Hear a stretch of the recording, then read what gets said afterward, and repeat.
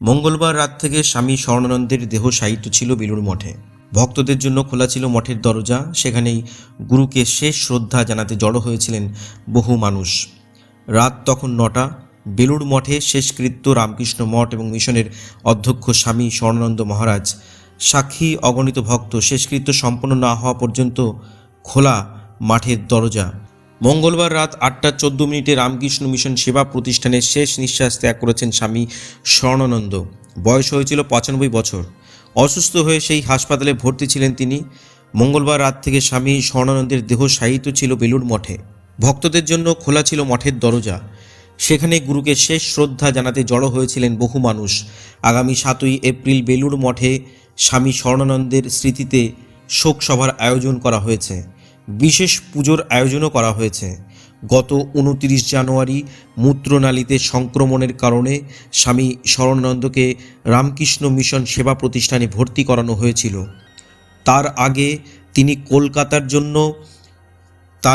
তিনি কলকাতার অন্য একটি বেসরকারি হাসপাতালে ভর্তি ছিলেন। রামকৃষ্ণ মিশন সেবা প্রতিষ্ঠানের 7 তলার 50 নম্বর কেবিনে ছিলেন তিনি। এরপর সেপ্টিসেমিয়ায় আক্রান্ত হন স্বামী স্বর্ণানন্দ। শ্বাসকষ্টও দেখা যায়। 3রা মার্চ আচমকা তার শারীরিক অবস্থার অবনতি হওয়ায় তাকে ভেন্টিলেশনে দেওয়া হয়। গত 13ই মার্চ ছোট অস্ত্রোপচার করে কৃত্রিমভাবে শ্বাসকার্যের জন্য একটি নল ঢোকানো হয় তার শ্বাসনালীতে। চিকিৎসকেরা জানিয়েছিলেন কিডনিতে সমস্যা হয়েছিল তার। 2022 সালের মার্চ মাসে গুরুতর অসুস্থ হয়ে পড়েছিলেন। রামকৃষ্ণ মঠের অধ্যক্ষ ছিলেন স্বামী স্বর্ণানন্দ। সে সময় কলকাতার এক বেসরকারি হাসপাতালে ভর্তি করানো হয়েছিল তাকে। বেশ কয়েকদিন চিকিৎসা চলার পরে তিনি সুস্থ হয়ে উঠেছিলেন। আবার আগের মতোই কাজকর্ম করছিলেন, কিন্তু জানুয়ারি মাসে আবার অসুস্থ হয়ে পড়েন তিনি। মহারাজের জন্ম হয়েছিল 1929-এ তামিলনাড়ুর তাঞ্জাভুর জেলার আন্দানি গ্রামে। স্বামী স্বর্ণানন্দ জন্মগ্রহণ করেছিলেন। খুব কম বয়সে মাকে হারান।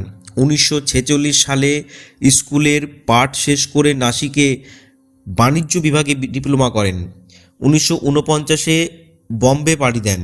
শ্রীরামকৃষ্ণ ও স্বামী বিবেকানন্দের আদর্শে অনুপ্রাণিত হয়ে মুম্বাই রামকৃষ্ণ মিশনের সঙ্গে যোগাযোগ করেন তিনি।